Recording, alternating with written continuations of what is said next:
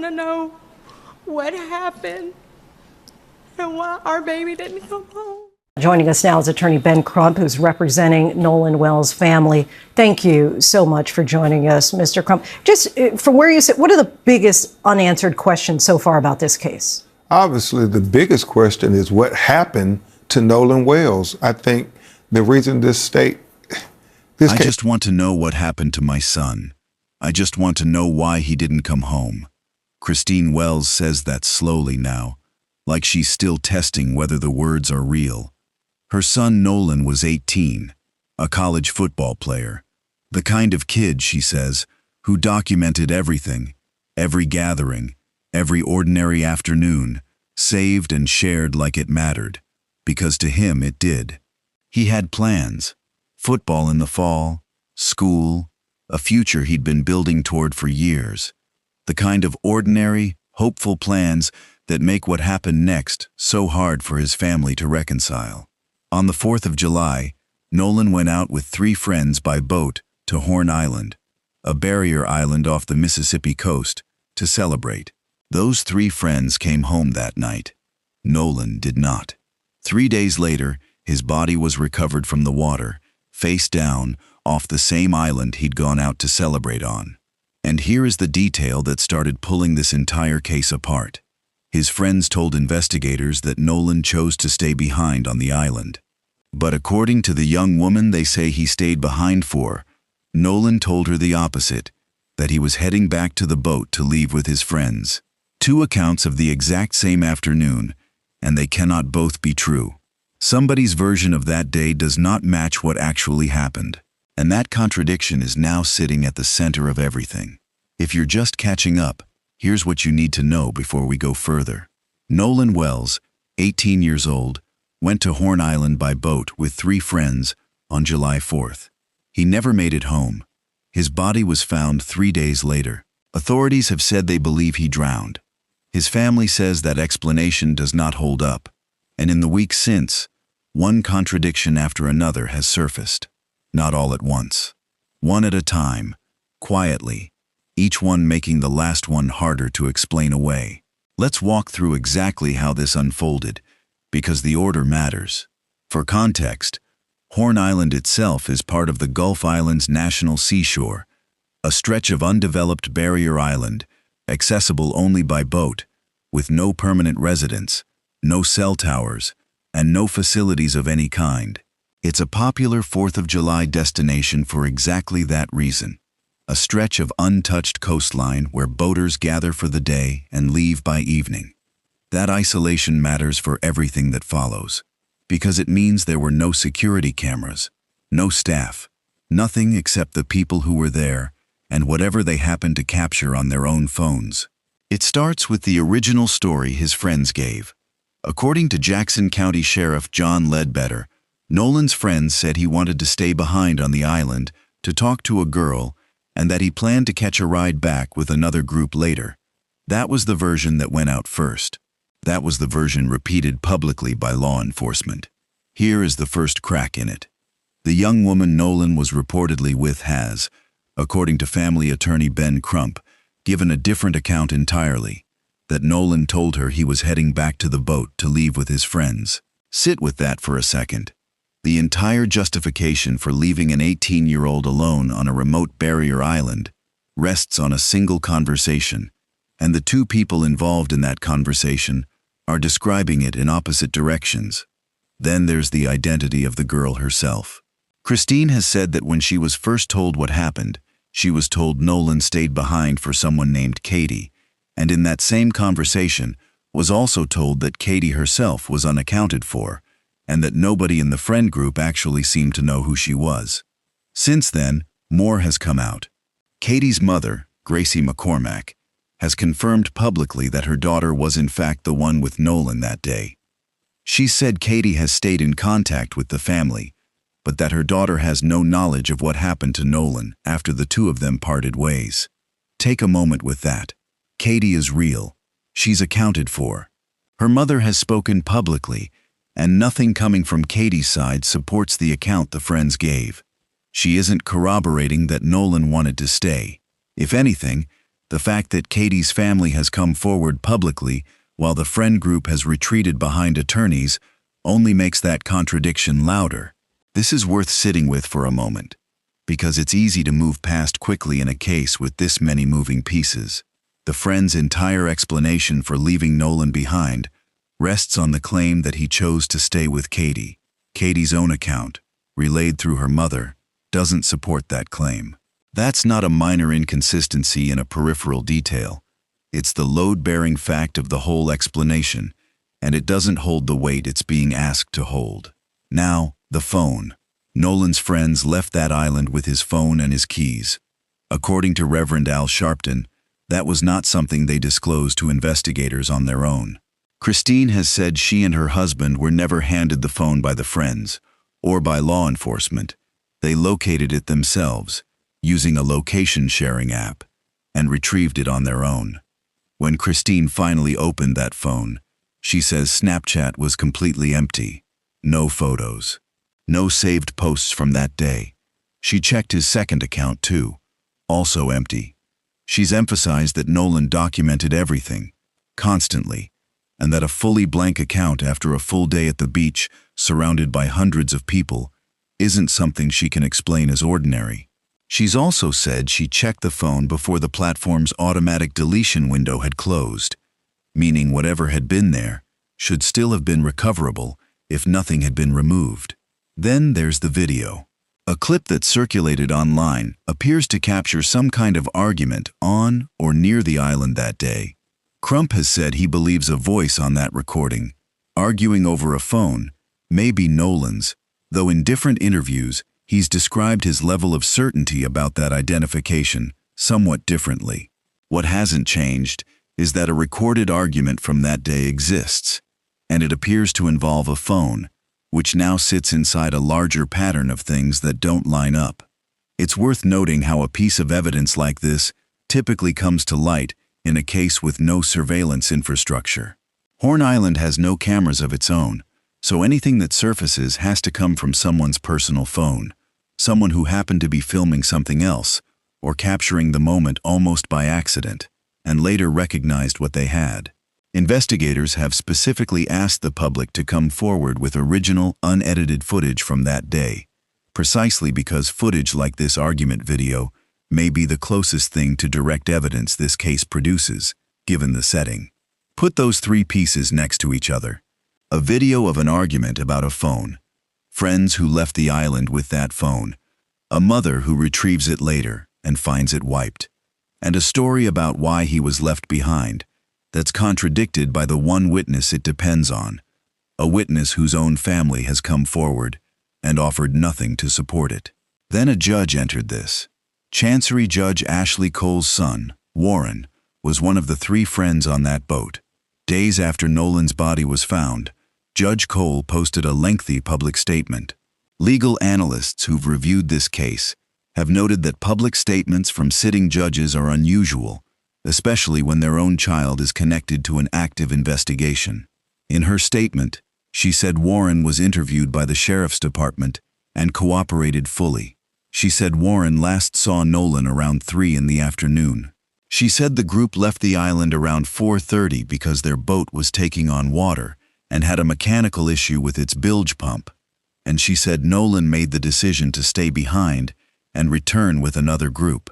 What her statement did not mention: the phone, the keys, the video, or the wiped Snapchat account.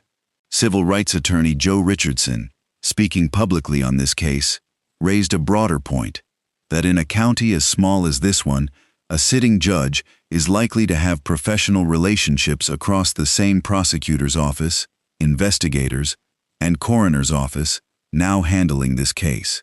He wasn't alleging wrongdoing. His point was about appearance and trust, that when the mother of one of the last people to see Nolan alive holds a position inside the same system investigating his death, it raises legitimate questions about impartiality. No one in the Cole family has been charged with any crime, and Judge Cole has said publicly that her family is not trying to impede the investigation. It's worth being precise about what this concern is and isn't. It isn't an allegation that Judge Cole did anything improper. and there's no public evidence that she interfered with the investigation in any way. The concern legal analysts have raised is narrower and more structural than that. It's about the optics of proximity. Small counties often mean the same handful of officials interact regularly across cases, which is ordinarily unremarkable. It becomes a fair question only because this particular case involves her own son's account of the last hours before a young man's death, and because she chose to make that account public herself, rather than letting it emerge solely through the investigation. Now, the timeline, because there's a gap in it that still hasn't been adequately explained. According to the Coast Guard, a friend of Nolan's contacted them around 11 that night. The Coast Guard has said that call did not require their assistance and has not disclosed what was discussed. Christine called the Jackson County Sheriff's Office around midnight to report her son missing. Coast Guard search assistance wasn't formally requested until after 12:30 the following afternoon, more than 13 hours after Christine's initial call. The Sheriff's Office didn't issue a public missing person notice until minutes after that Coast Guard contact. A command post at the boat launch wasn't established until nearly 6 that evening, by which point Nolan had been unaccounted for well over 24 hours, 13 hours. An 18-year-old missing on a remote island reachable only by boat, with no facilities and no communication access. His mother calls at midnight. The formal search doesn't begin in earnest until the following afternoon. In missing person cases generally, the hours immediately following a disappearance are often considered the most critical window for locating someone, particularly in a water environment where currents and tides can move a person or evidence significant distances in a short amount of time. That gap is one of the central questions the family's legal team has raised publicly, including whether the Mississippi Bureau of Investigation should take the case over entirely. Sheriff Ledbetter hasn't been accused of misconduct and has said publicly that his office is treating this like any other case and is being as thorough as it can be, asking the public for patience because accurate information takes time. There are other questions still sitting unanswered from those early hours. There's no public indication that the physical condition of the friends who returned that night was documented. No confirmation either way on whether they were asked about injuries, scratches, or changes in clothing during initial interviews. In a case where a young man ends up dead after a day spent with friends, those are considered basic early investigative steps, and it isn't publicly known whether they were taken. Multiple legal analysts who've reviewed the public details of this case have also pointed to the phone itself as a potential issue, independent of what was or wasn't on it. The device sat in the friend's possession for a period of time before reaching the family, and whatever was on it could theoretically have been altered during that window. Analysts have noted that gap alone, regardless of what the missing content turns out to mean, is the kind of chain of custody issue that can matter in a legal proceeding. In plain terms, chain of custody simply means being able to account for who had access to a piece of evidence and when, at every step between the moment something happens and the moment investigators examine it. When that chain has a gap in it, as it appears to here, it becomes harder for either side to say with confidence exactly what state that evidence was in at any given point. There are also established legal mechanisms, including emergency preservation requests, that allow investigators to compel platforms to preserve data quickly in situations involving a missing person. These requests exist precisely for situations like this one, where time matters and data can disappear through routine automatic deletion. Because they see the pictures, they see the video, and they're saying, "Hold on, you're trying to tell us just accept this an accident and sweep it under the rug." His mother, Christine, his father, Elmo, say no, they will not allow that to happen. His friends, his community. I mean, he was a good kid. He was beloved. He was a college athlete. He had. Was there a parent on that boat with the teenagers but notable the entire time? Because it's so easily that is the question hanging over this update. A woman who was on the island that and separately, day reached for the out to first Christine time, after she Nolan Wells posted asking update. publicly Parent for was on the boat information with teens. and shared Best friend photographs shares from new July details 4th showing because Nolan those are wearing blue genuinely the shorts. two biggest The threads official right report now. describing what This he was is a wearing case that keeps listed black generating new shorts. threads faster Blue and than it black resolves aren't the colors old ones. easily confused So in a today, photograph, we're going to walk and it's a through what's detail actually that's either new a here, documentation what's error confirmed, or a what's still discrepancy just a that claim, raises and what's further pure questions theory about being the floated by accuracy of people the covering initial this account. case. On its own, Up until a now, clothing color most of the public discrepancy might mean discussion has very little. focused on A simple what a group of clerical mistake teenagers in a report did written or under didn't pressure. do. But in a An case where adult the on that family is boat, already if there was questioning one, the would accuracy carry of nearly a different every kind official of account they've responsibility, received, one that most even a people would small expect to include verifiable making sure every inconsistency young person on becomes that another trip reason actually to made it ask home what safely. else might have been recorded Elmore has been incorrectly, consistent whether through across error every or interview otherwise. he's given Here's on what one ties a lot central of this point. together. He does not Ben believe Crump Nolan has said the volunteered to friends stay who were behind with on that Nolan island. that day He's have retained their own attorneys, meaning the family's legal team has had no direct conversation with the people who were actually present during his final hours. Every account from that group has arrived secondhand, through Judge Cole's public statement, through what investigators have relayed, through the sheriff's public comments. Legal analysts covering the case have also noted that, according to public reporting, those same friends have not joined search efforts for Nolan. No one in that group has been named a suspect or charged with a crime, and the sheriff has said they are cooperating with the investigation. But cooperation and full transparency aren't necessarily the same thing, and retaining an attorney before your missing friend has even been found is, at minimum, unusual. To be fair to that observation, there are legitimate reasons someone might retain a lawyer early in a situation like this, even with nothing to hide, simply to navigate press attention and repeated questioning responsibly. Attorneys routinely advise clients to limit public statements during active investigations, regardless of guilt or innocence. That context matters, and it's part of why none of this amounts to an accusation. What it does mean is that, from the family's perspective, sitting on the outside of a system that hasn't given them direct access to the people who were with their son last, the silence itself becomes part of the story, regardless of the reasons behind it. Step back and look at all of it together. A contradicted account of why Nolan stayed. A witness whose own story doesn't support the explanation given. A recorded argument involving a phone that came back with nothing on it. A 13-hour gap before a formal search began. No confirmed emergency preservation request for digital evidence. A clothing discrepancy in the official report. A judge who chose to speak publicly about her son's account. And friends who, according to public reporting, retained lawyers rather than joining the search. Any one of those details, in isolation, could be a coincidence or a miscommunication. Together, in the same case, involving the same 18-year-old, on the same day, they've become something the family says demands real answers. It's worth being honest about the limits of what a pattern like this can prove. A pattern of unanswered questions is not evidence of a specific crime, and nothing in this case has been established as anything other than an ongoing investigation into a young man's death, with the manner of that death still officially undetermined. What the pattern does establish, clearly and without speculation, is that the initial explanation offered to the public does not hold together under basic scrutiny, and that a family is owed a fuller one than they've received so far.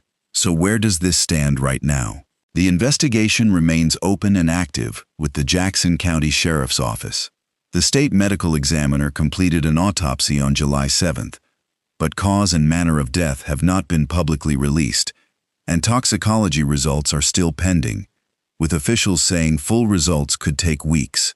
A separate independent autopsy, conducted in Washington, D.C., by a pathologist with no ties to Mississippi, and funded in part with help from Colin Kaepernick, has not yet had its findings made public, with the family citing longer than expected delays in transporting Nolan's body.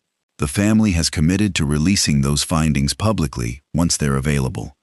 Whether the Mississippi Bureau of Investigation will take over the case remains an open question raised by the family's legal team. As of now, it remains with the Jackson County Sheriff's Office.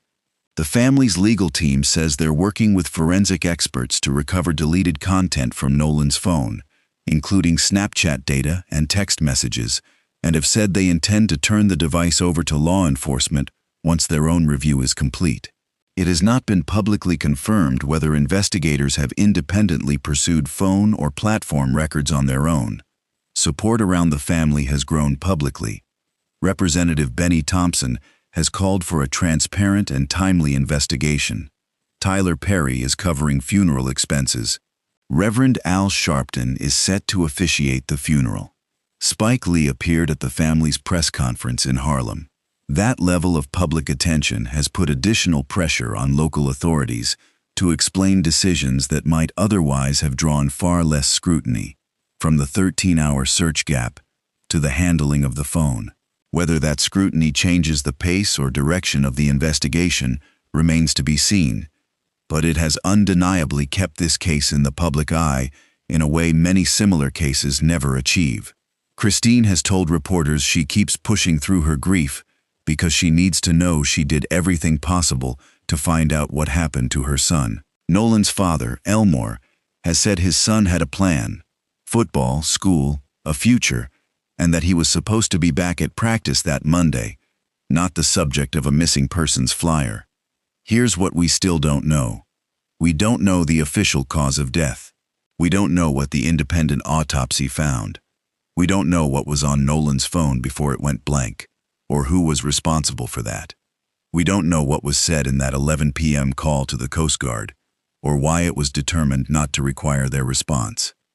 We don't know why 13 hours passed before a formal search began, and we don't know, still, what actually happened on that island between 3 in the afternoon and the moment Nolan ended up in the water. Each of those open questions has a specific, identifiable source that could close it. The autopsy and toxicology results will answer the medical questions. Phone forensics may recover what was deleted, or confirm that recovery isn't possible. The Coast Guard could, in principle, clarify what was said on that call and why it was assessed the way it was. None of those answers require speculation.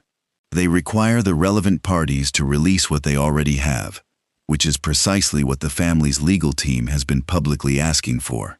Nolan's parents aren't pushing a theory, and they aren't naming anyone by name. What they've said, consistently, across every interview, is simpler than that. The story they were given does not match the son they raised. And until someone can account for that gap in a way that actually holds together, they say they aren't going to stop asking. What makes a case like this one so difficult to sit with isn't any single piece of evidence. It's the accumulation. A family can accept an accident. Grief, even devastating grief, has a shape people know how to move through. What's harder to accept is an explanation that keeps changing, that leaves out the parts that don't fit, that comes secondhand through a public statement rather than directly from the people who were actually there. That's not a legal argument. It's simply what it looks like from the outside, watching a family search for solid ground in a story that keeps shifting under them. Elmore has recalled a lesson he says he spent years drilling into his son. Stay with the group, don't split off. And one day you'll call me and thank me for saying it so many times. It's the kind of thing a parent says 100 times without ever imagining it will matter this much, or that it will become one of the last things they think about before falling asleep. If you have any information about what happened on Horn Island on July 4th, the Jackson County Sheriff's Office is asking you to come forward.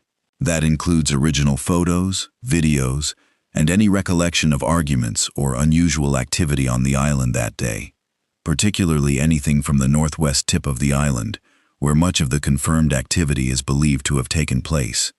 The family has also set up a fund to help with legal and investigative costs, linked in the description. Cases like this one move slowly, often frustratingly so, and the answers that matter most, the autopsy findings, the phone forensics, whatever comes from a more thorough review of that timeline, are still pending. We'll continue following this case as new information becomes public, and we won't speculate beyond what's actually been confirmed. If this story matters to you, stay with us.